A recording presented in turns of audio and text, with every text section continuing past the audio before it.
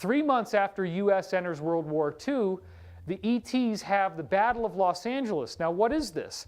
This is the headline, as I said last time, where we see some kind of flying craft that appears over LA. You can see all the searchlight beams were on it. It wasn't moving very quickly. It was hovering over the air, and they're bombarding it with artillery fire. And here's a newspaper headline of where that was happening.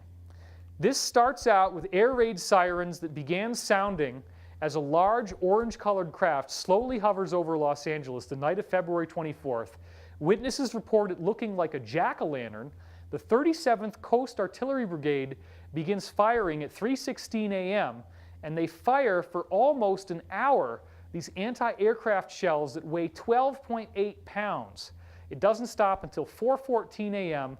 Over 1,400 shells were fired, obviously firing at something that was real.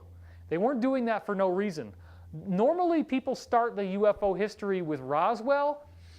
Battle of Los Angeles, 1942, was a lot earlier, right after the U.S. enters into battle against Japan. They didn't know what this was. They thought this was some kind of classified aircraft. But because of how many shells they fired, weighing nearly 13 pounds, buildings were damaged because the shells are falling out of the air. 4 or 5 people died from the shells landing in their homes and literally killing them. And then 3 people died of heart attacks. And there was a lady that came to one of my conferences who witnessed it that night and said it was terrifying. I mean, it sounded like the sky was ripping open. The sound of the artillery going off was incredibly loud. It woke up everybody. People were cowering in their homes. They're looking outside. They're seeing this thing. Millions of people saw this thing hovering over Los Angeles. And here's the actual photograph of what it looked like. Once again, you can see the shells pinging off of the electromagnetic field that it has around it to create a shield. Nothing could touch this ship at all. The shells had no effect whatsoever. It was just like flinging pebbles against the side of a cruise ship. Didn't do anything.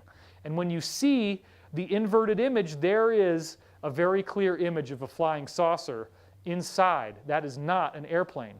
And based on the eyewitness reports of what people said they saw, this is what it looked like sometimes. And then when it would start to power up the power system, the underneath would glow orange.